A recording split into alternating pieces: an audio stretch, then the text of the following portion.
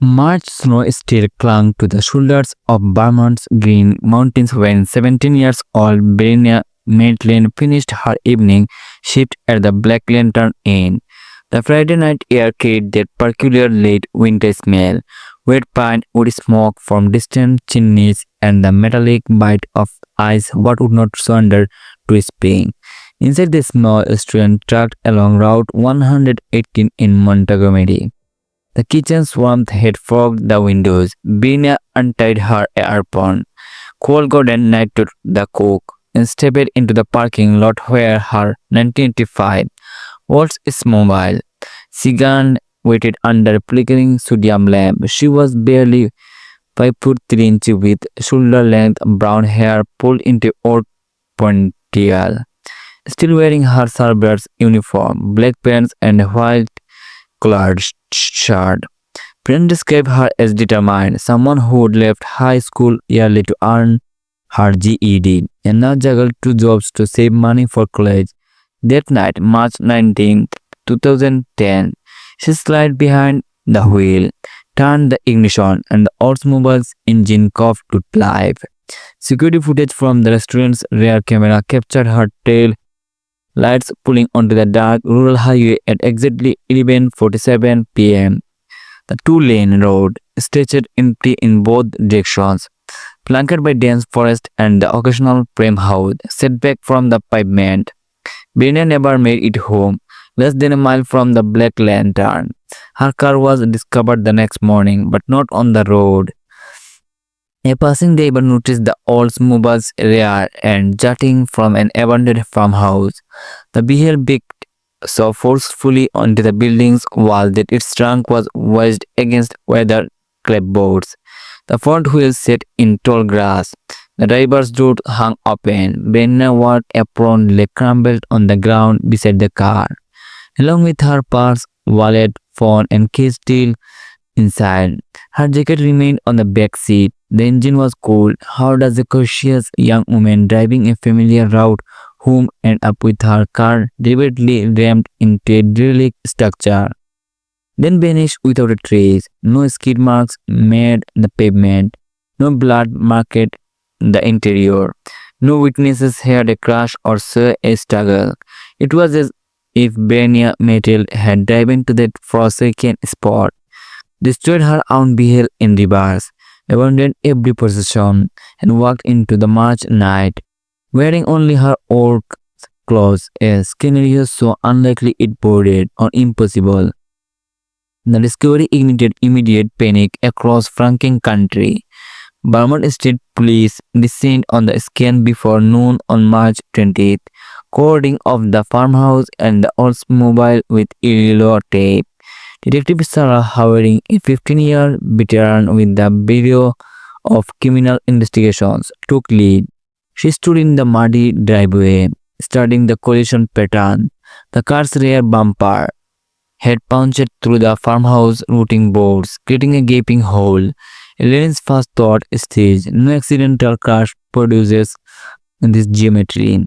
Someone baked the vehicle at the speed with purpose. Inside the Oldsmobile, technicians found Bernie's belongings untouched. Her Nokia flip phone showed no outgoing calls after her shift ended. The last text message sent at the 11:20 p.m. to a friend read simply, "Heading home, Dad talk tomorrow." Her wallet contained $43 million in cash and her GED certificate, which she carried everywhere as a proud reminder of her achievement. On the passenger seat lay a degraded copy of a community college catalog, page marked at nursing programs. Nothing suggested she planned to disappear. Helen interviewed the Black Lantern staff immediately.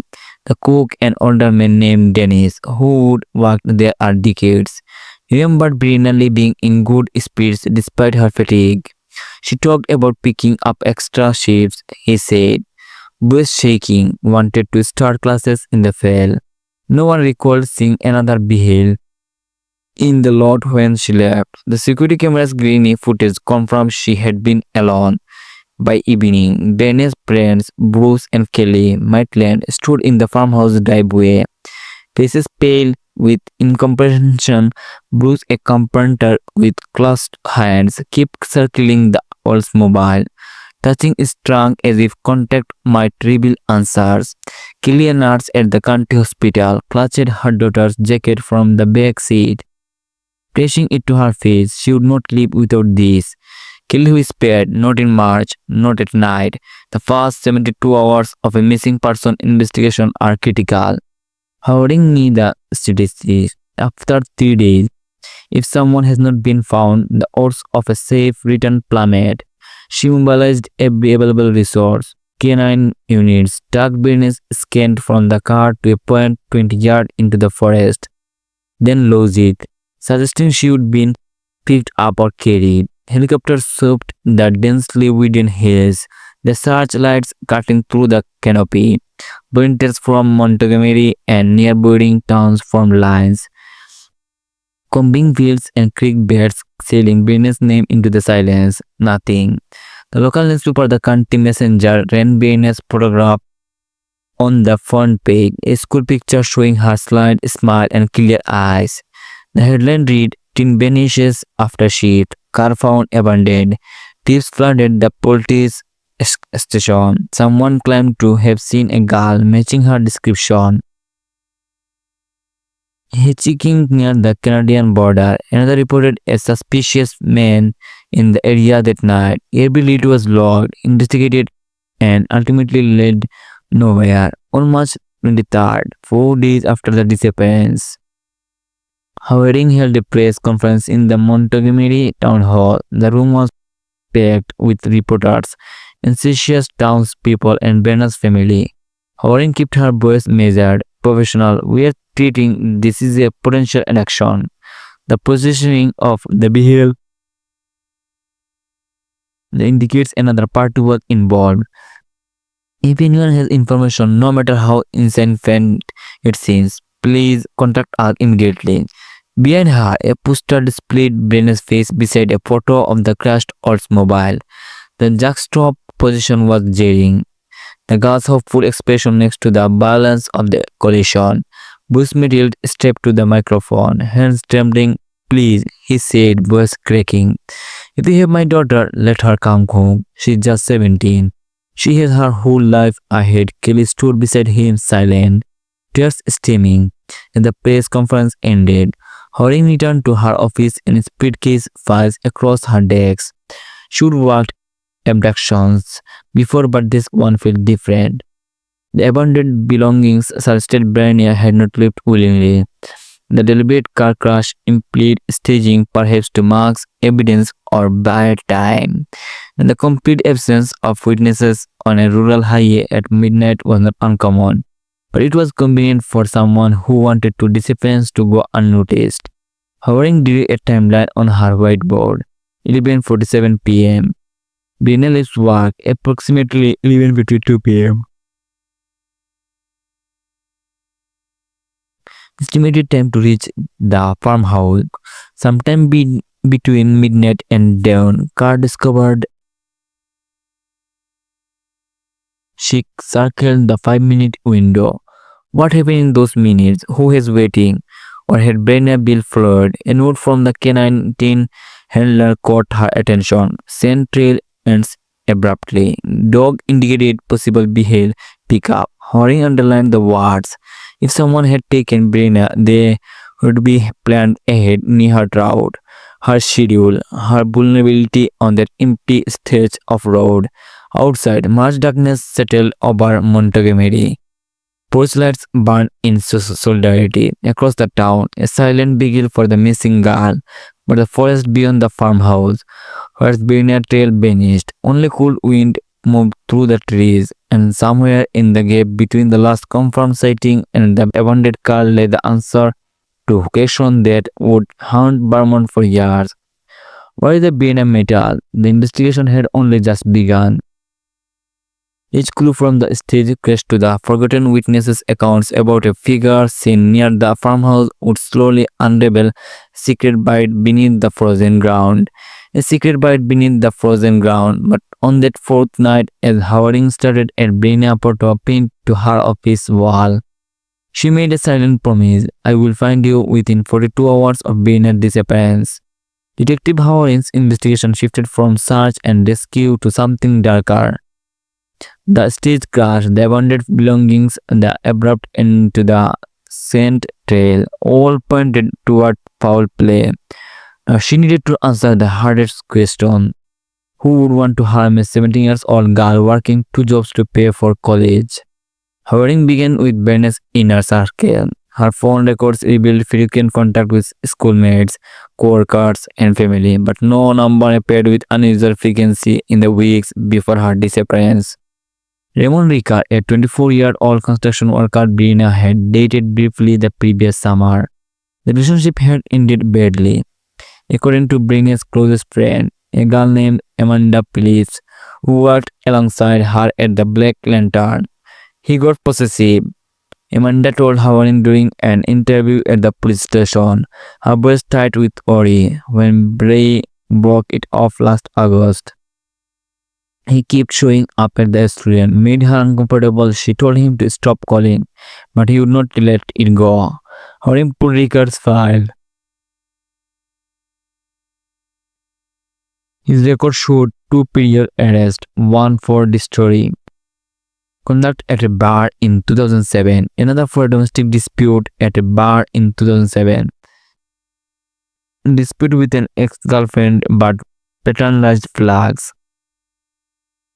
On March 25th, 6 days after being banished, Howard and her partner drove to Ricard's apartment in St. Albans, 50 mi south of Montgomery. Ricard lived in a run-away duplex near the railroad tracks. When he answered the door, Howard noted his appearance, well built, about 6 feet tall, with a dark beard, the former marked by the construction work. His expression shifted from surprise to guarded hostility when she introduced herself. I already heard about Bina, he said before. Expression shifted from surprise to grounded hostility when she introduced himself. I already heard about Brina, he said before Howard could speak.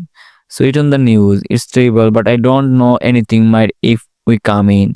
Howard kept her tone neutral, professional. Inside the apartment was sparse. A couch, a television, empty beer bottles on the coffee table. Howard asked Ricard about his whereabouts on the night of March 19th. He claimed he would been home alone, drinking and watching a Burnies games on TV. No witnesses, no receipt, just his word. When's the last time you saw Bina? Howard pressed.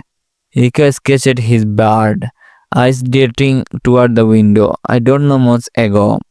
We dated for a while, but she ended it. I moved on. Amanda, please says you keep calling her, showing up at her workplace. There's a lie. Ricard snapped, his voice rising. I called a few times, sure, wanted to talk things through, but I never hushed her. Amanda never liked me. She's making it sound worse than it was. Warring was his body language, the clenched fist, the defensive posture, the way his jaw tightened when Brina's name was mentioned. Classic signs of unresolved anger, but anger was not evidence. She needed more. Do you want a vehicle, Mr. Ricard? Yeah, a pickup for F-150. Why? Where was it parked on March 19th? Right outside where it always is.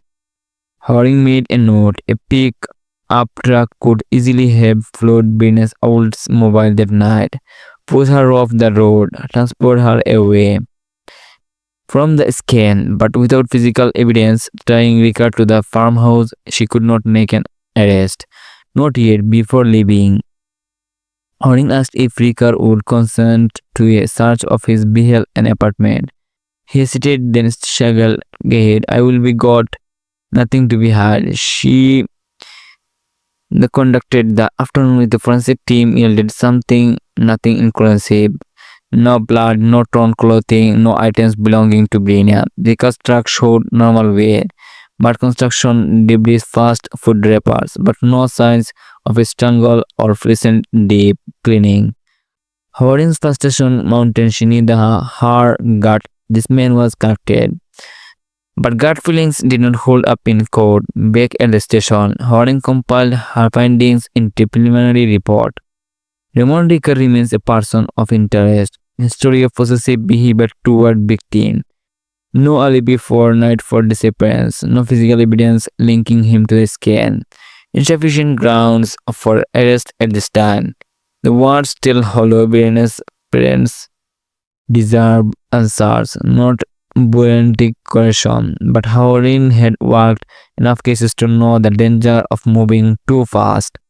One misstep, an illegal search, a coward statement, and the guilty person would walk free on a technically. Meanwhile, tips continued flooding in. A gas station attendant in Innsbruck was reported seeing a girl matching Baroness' description getting into a dark-colored picked around 1 p.m. on March 20th. Horan drove out to interview him, but his description was vague, his timeline uncertain, could have been anyone. He admitted it was dark and I only saw her from behind. Another lead came from a farmer who lived near the abandoned farmhouse. He told investigators he would had a diesel engine, leaving sometimes after midnight on March 19th, unusual for the quiet stretch of road. But he had not looked out his window, had not seen anything, just the sound. Distant and brief, each new piece of information felt like a puzzle. Fragments did not quite fit. Harding spread everything across the conference room table, witness statement, records pile, phone records, photos of the crash scan. She started at the evidence until her vision blurred. Searching for the connection she knew was there. On March 13th, 11 days after being disappeared, the country she knew was on the 13th minute after being disappeared. Country Messenger published a follow-up article. The headline read police question ex-boyfriend in metal case. The story did not came Rika directly, but in a town as small as Montgomery, everyone knew within hours. Gossip spread through dinners and hardware stores. Some called Rika a monster hardware stores. Others defended him, said the police were desperate and picking an easy target. Ricker himself called the station, furious at Europe running my reputation. He shouted at Harding over the phone, I did not do anything to her. Then help us find who did. However, replied, kindly take a polygraph, clear your name, silence. Then I want a lawyer. The call ended. Harding hung up and leaned back in her chair. Exhausted in her notebook, she wrote a single line. Ricker lawyer of guilty behavior or smell presumption. She did not know she knew this. The case was stalling, without hard evidence, without a body, without a witness who saw that happens in those of critical 5 minutes on Route 118. The investigation was slipping into the realm of gold cases. Files that gathered dust, while families wait for answers that never come. That night, Kelly Mitchell called Haunting. Is he the one? She asked, her voice roared. Did Ron take my daughter? Harding wanted to say yes, wanted to after uncertainly. Somewhere out here, Brina Mitchell was waiting. Elip or not, for someone to find her, and somewhere person who knew exactly what happened that night was sleeping soundly, confident they've gotten away with it. Not if I have anything to say about it. Harding thought by the summer of 2010, the Brina Mitchell investigation had lost its momentum. Detective Howell had followed every lead, interviewed dozens of people and scrutinized Ricker until his lawyer declared harassment charges, but without physical evidence connecting him or someone else to the abandoned Oldsmobile. The case stalled. The government state to police shifted resources to neighbor engagement, emergencies, Police shifted how long was Barney's life while demand to refuse to bruise quiet. His carpentry works to focus full time on the search, plastering missing person flies across New England. Kelly organized monthly vigils outside the Montgomery town hall where a growing collection of candles, stuffed animal, and handwritten notes from the marker sheet. For the Martins, the designation ever like a death sentence, not of the daughter but of him. Because but a routine every morning he drove the abandoned. He drove to the abandoned farmhouse or to the 18 Barnes cars had been found. We park in the same muddy. They were now overgrown with weeds and sit in his trucks, starting at the fielding routing walls. Drive away, now overgrown with six weeds and sit in his truck. Straight at the building's routing walls. The hole punched by the old bus bouncer had been bored up, but the boss could still see it in his mind. The balance of head backward collision. The desperation it suggested she would other somewhere. He told a reporter from the country messenger in early 2011. I can feel it and I won't stop looking until bring her home.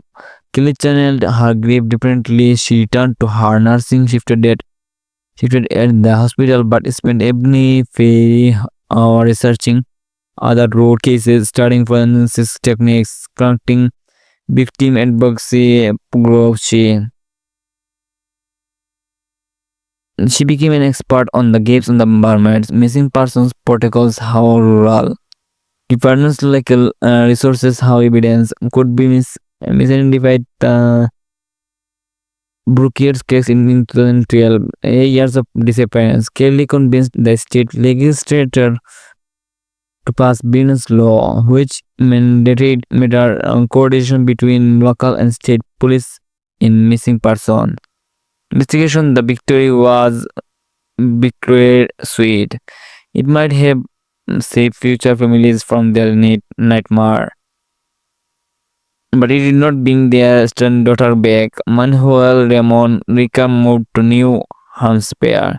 He changed his phone number, deleted his social media accounts, and largely disappeared from public view. Occasionally, someone would spot him at a construction site or a bar, and rumors would circulate through Montgomery, but he never spoken about Brina.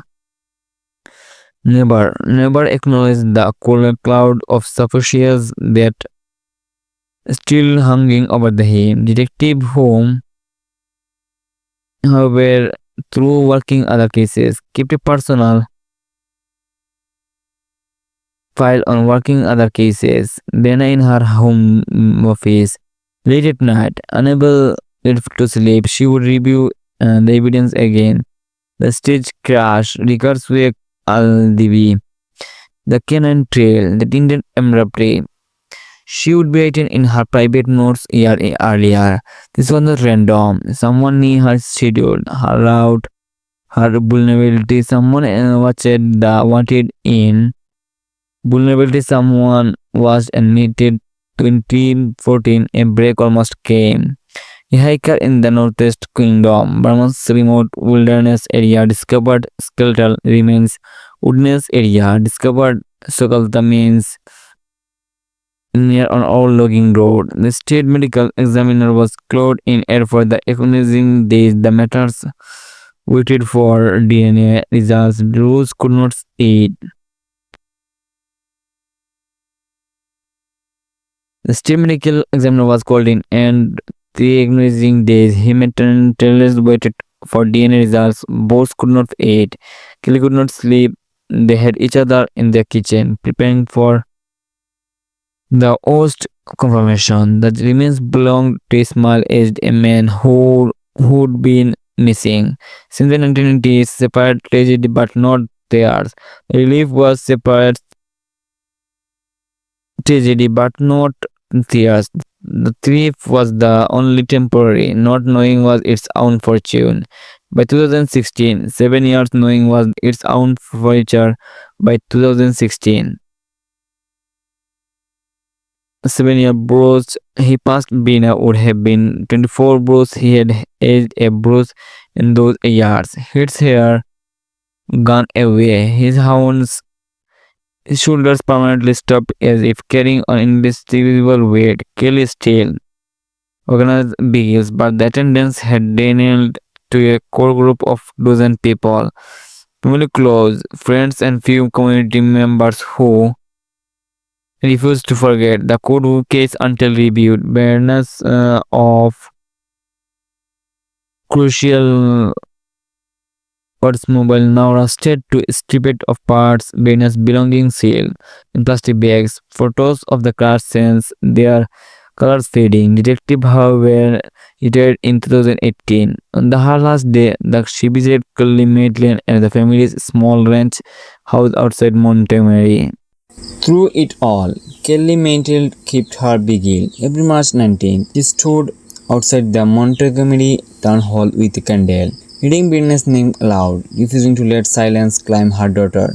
Bush joined her when his health allowed, though the years had taken their toll on his heart, literally and figuratively. The cold case unit's cramped office in Waterbury. Venus file occupied a corner shelf alongside hundreds of others. The red cold case stamp on its cover had faded to pink. Inside, Horan's final report included a single underlined sentence: "Suspect remains at large. Justice delayed but not forgotten." As winter gave way to spring in 2020, Vermont's landscape transformed, snow melting, rivers swelling, forest awakening. But in one corner of Franklin County, time had stopped on March 19, 2010. And in that frozen moment, a 17-year-old girl still waited for someone to find her, to tell her story, to bring her home. The case had gone cold, but it was not over, not yet. In the summer of 2021, 11 years after Bina Metal Beneath, an unexpected breakthrough emerged, not from law enforcement but from a group of civilian volunteers. The Northeast Kingdom Recovery Team, a non-profit organization dedicated to locating submerged vehicles and assisting families with closure, had been operating in Vermont for 3 years, led by a former firefighter named Tom. Team used side scan, sonar equipment donated by local businesses to search lakes, rivers and quarries for missing persons. Hutchins, a broad-shouldered man in his 50s with a graying beard, had followed Bina's case since the beginning. His own sister had disappeared in the 1980s, never found, and he understood the particular agony of not knowing. In June 2021, he approached the Maitlands with a proposal. "There's a query about 8 mi from where Brenna's car was found," he explained, sitting in their living room with maps spread across the coffee table. "It's deep, over 100 feet in places. It's been abandoned since the 9th. Kids used to party there. If someone wanted to hide something, it's the kind of place they might choose." Bush leaned forward, studying the topographical map. "The police searched it back in 2010. They said they did not find anything with that equipment." Hutchins asked gently, "Our sonar can map the bottom in detail they could not achieve a decade ago. Technology's come a long way." Kelly's eyes filled with tears. "You think she is down there?" Hutchins chose his words carefully. "I think it's worth looking. We found their vehicles in the first 2 years. 2 were connected to missing person cases. We can give you answer one way or another." The Maitlands agreed immediately. Nothing was better than not knowing. On July 20, 2021, Hutchins and his 4-person team launched a small boat onto the dark water of Morrison Quarry. The water surface reflected the surrounding pines like black glass. Hutchins lowered the sonar transducer over the side, watching his laptop screen as the device began its methodical sweep of the quarry floor. For 2 hours they crisscrossed the water, sonar painting pictures of the bottom, scattered debris, old tires, the skeletal remains of a sunken rowboat. Then in a deep section near the stern wall, something appeared on the screen, a rectangular shape too regular to be natural, approximately 15 feet long. "A hold position," Hutchins said quietly. His heart rate accelerating, he marked the GPS coordinates and made another pass. The object came into focus, remotely a vehicle resting on its side in 110 feet of water. He glanced at his team. "We need to call this in within hours." Vermont State Police arrived at the quarry. The new lead detective on the cold case unit, a 38-year-old investigator named James Chen reviewed Hachikan's sonar image with mounting excitement. Chen had inherited Bernie's file 2 years earlier and had been quietly re-examining evidence, looking for overlooked details. "Can you confirm it's a car?" Chen asked. "90% certain." Haskins replied, "The dimensions match a mid-sized sedan, but we would need divers to verify." Chen made a call to the state police dive team. By the next morning, two certified divers were sweating up at the quarry's edge. The water temperature at depth hovered just above 40 degrees, cool enough to limit bottom time to 20 minutes. The divers descended along a guide rope. The lights quickly smelled by the murky water at 110 feet. The first diver's light found it, a vehicle covered in thick silt and algae, barely recognizable, but unmistakably a car. It swept away sediment from what remained of the rear bumper, revealing a partial license plate. The numbers were observed, but the Vermont registration sticker was still visible, expired in 2010. His voice cracked over the underwater radio. "Will be got a vehicle, matches the time frame, requesting recovery operation on the surface." Chen felt his pulse quicken. This could be it. The recovery took 3 days to organize. A specialized crane was brought in along with a barge and additional dive support. On July 15th, under overcast skies, the operation began. Steel cables were threaded beneath the submerged vehicle, and slowly, the crane began to lift. The Maitland stood behind police barricades, clutching each other. Kelly could not watch, burying her face in Bruce's shoulder. Bruce started at the water, his expression frozen between hope and dread. The vehicle broke the surface, water cascading from its frame. Years of submersion had stripped much of the paint, but the body style was recognizable, a mid-1980s sedan. As it was lowered onto the barge, Chen moved closer, his breath catching. The license plate was fully exposed and claimed. Read B2472 MGB. Chen checked his notes. Brand Metals, Oldsmobile registration, BT472 MGB. They would find her car, but this was not the Oldsmobile discovered at the farmhouse in 2010. That vehicle had been possessed and stored. This was a different car entirely. Chen's mind reeled.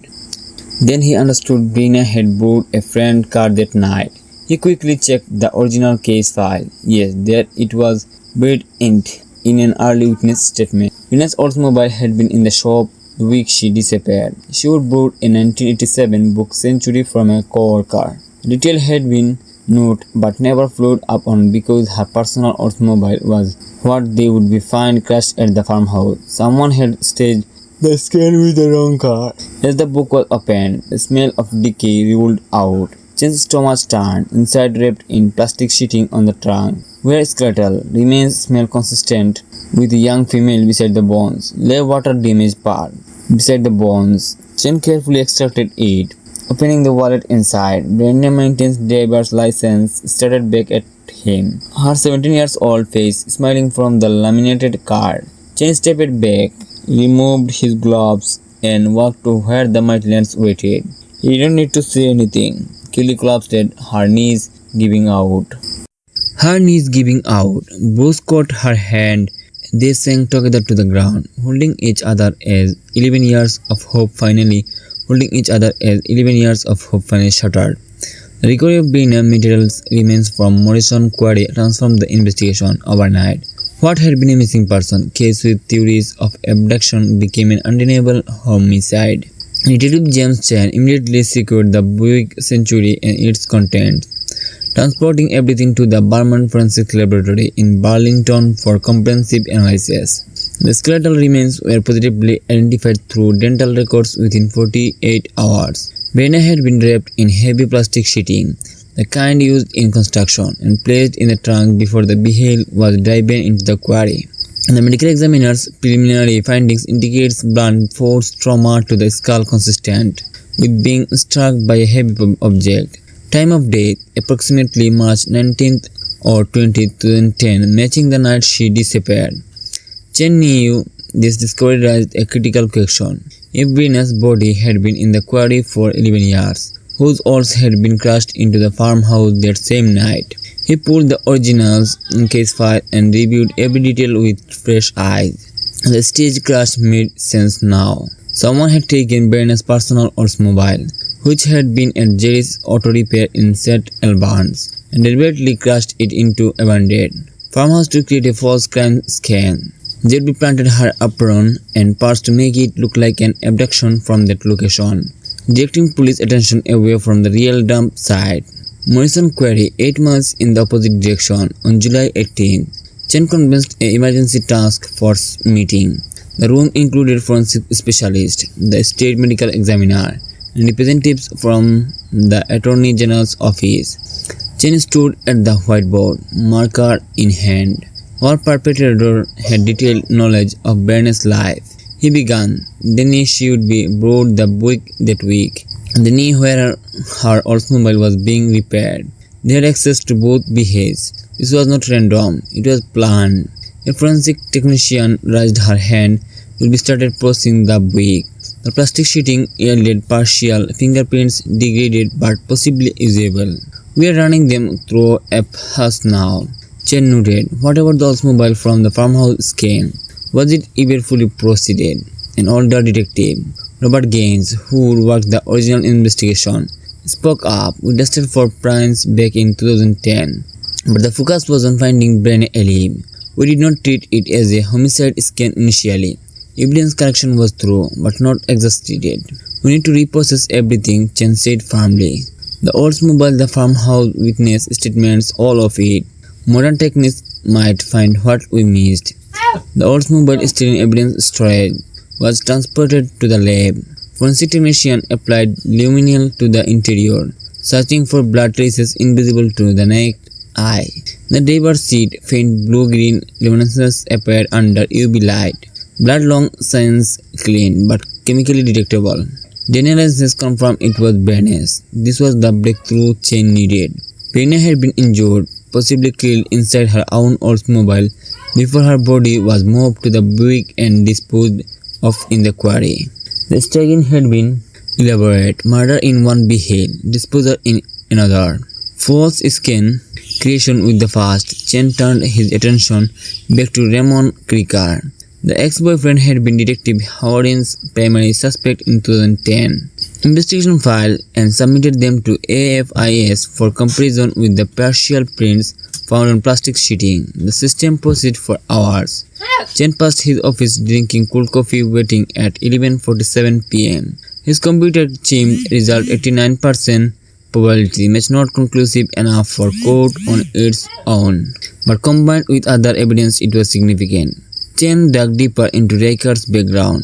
The construction worker had specialized in commercial building projects, the kind that used heavy plastic sheeting for weatherproofing and vapor barriers. In March 2010, Ricker had been employed by Granite State Builders working on a renovation project in Montgomery. Chen obtained the company's records. Ricker had access to the construction site supply shed, which stocked industrial plastic sheeting. Another pieces fell into place. On July 22nd, Chen drove to the New Hampshire to look at Ricker. Records showed he would moved 3 times since 2010, always staying one step ahead of his past. Chen finally tracked him to a small apartment complex in Lebanon, where Ricker worked for a local roofing company under his full legal name, Raymond James Ricker. Chen added with 2 New Hampshire state troopers for backup. They knocked on Ricker's door at 6 p.m. when Ricker answered, blurred and shirtless. Chen saw recognition flash across his face and something else. Fair Rayon Ricker. I'm Detective James Chen with Vermont State Police. We need you to know come with us for questioning regarding the death of Brenna Mantel. Ricker's face went pale. I already knew evidence has emerged. You can come voluntarily or we can obtain a warrant. Your choice. Ricker glanced past Chen toward the patrol cars in the parking lot. Neighbors were beginning to peer from windows. He grabbed a shirt.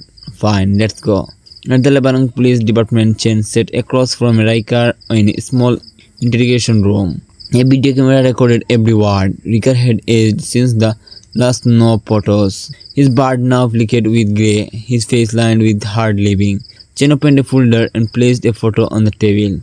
Venus' senior portrait, her smile bright and hopeful. Tell me about your relationship with Brenna.